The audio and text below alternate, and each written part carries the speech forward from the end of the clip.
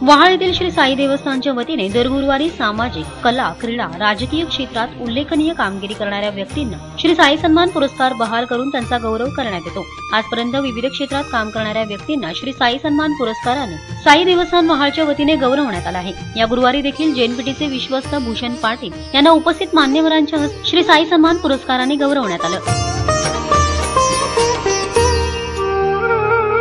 शिर्डीनाथाय नमः, श्री सत्यदेवाय नमः।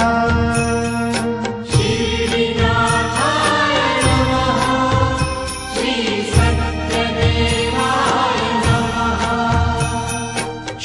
साई बाबा यांना मी अशा करता म्हणतो की महान समाजसेवक, रंजले गाजले, दीन दुबले, गरीब यांच्यासाठी जीवन व्यतीत करणारे साईबाबा होते।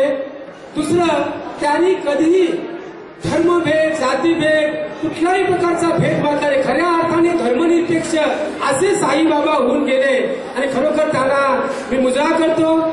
आणि त्यांच्या निमित्तानं खरं म्हणजे त्यांच्या हयातीत त्यांना खूप त्रास झाला, जसं सर्व संतांना झाला। संत सद्गुरू तुकारामांना झाला, ज्ञानेश्वरांना झाला, नामदेवांना झाला। या प्रसंगी कर्नाळा स्पोर्ट्स अकॅडमीचे उपाध्यक्ष रविशेठ पाटील, प्रख्यात उद्योगपती पीती खार पाटील, एकनाथ मुंबईकर, मोका मडवी तसेच संगीत क्षेत्रातील मान्यवरांची उपस्थिती होती। दरम्यान या प्रसंगी राजशेठ खार पाटील यांच्या हस्ते चाली नामाचा गजर या सीडीचे प्रकाशन संपन्न झाले।